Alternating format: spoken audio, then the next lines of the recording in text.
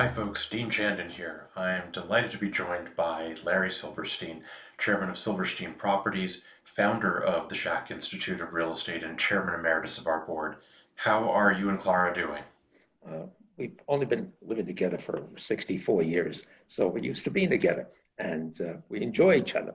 And so this is not a problem for us. Things are going quite well, and we're really very pleased. How are you spending your days? Uh, I will tell you that uh, we're busy.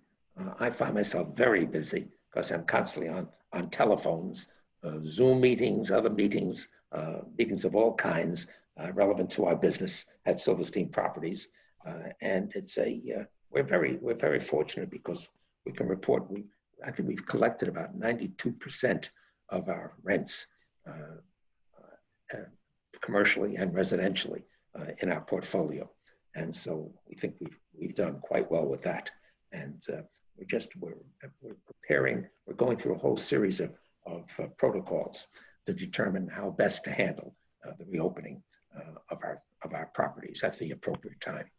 You must be extraordinarily busy working with Marty Berger, who, of course, is also a member of our board, Brian Collins, Michael May, a whole bunch of people at Silverstein Properties who are just wonderful, tremendous supporters of the Schack Institute, and, of course, Lisa and Tal as well. When you do have downtime, how are you spending it? Interestingly, um, first thing I try to do is get through the Times and the Journal in the morning, right? That's before anything starts. Next thing's email, that stuff that came in overnight. And so that's a little bit of downtime, but not much. Effectively, the day goes so quickly because there's so many issues to discuss. And I just find we start first thing in the morning, and by nightfall, it's I look back and I say the day is gone, and it staggers me, absolutely staggers me. But being together and then talking to Lisa and Tal and to Roger and to members of the company, it's just the time goes and it's fully consumed and without much difficulty. Little downtime, very little downtime, but it's good. It's okay. Keeps us busy. You have seen New York City through some of our darkest hours. Do you have any advice for our students? Well,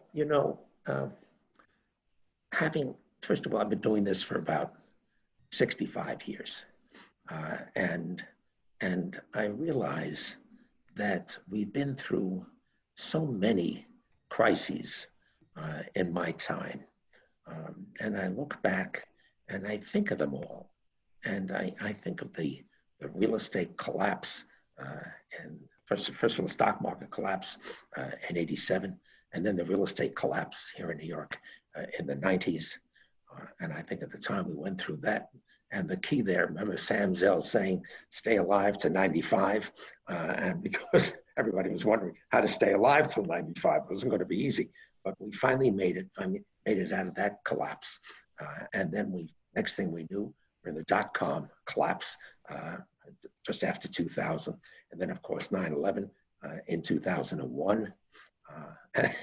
and, and so, I mean, just one disaster after another. And then Hurricane Sandy, and onto a litany of issues that we found ourselves dealing with: the Lehman collapse, the financial collapse, and you just go. It just doesn't seem to stop. And here we are with this pandemic. And if we've learned anything through all of this, is that this is an incredible country. Never bet against America, and certainly never bet against New York, because every time we've gone through one of these crises in New York, we've always seemed to come out better than when we went into it. And so my sense is we will make it through this pandemic. It's not going to be easy. It's taken a terrible toll on the lives of so many people. We lost so many people, but really not a doubt in my mind that we'll come through this. Hopefully we'll come through this better for having had the experience. Sad that it will have taken so many lives and taken so long. But at the end of the day, I think our country, and certainly our city, our state will be better for it. We've had terrific leadership and Governor Cuomo. I think he's done a superb job for us here in New York. And I think he's highly regarded today throughout the country for his leadership, certainly among his fellow governors. But that's an enormous positive. So end of day, I think we'll do just fine. I believe, honestly, we're going to come through this and better and stronger and more resilient than ever.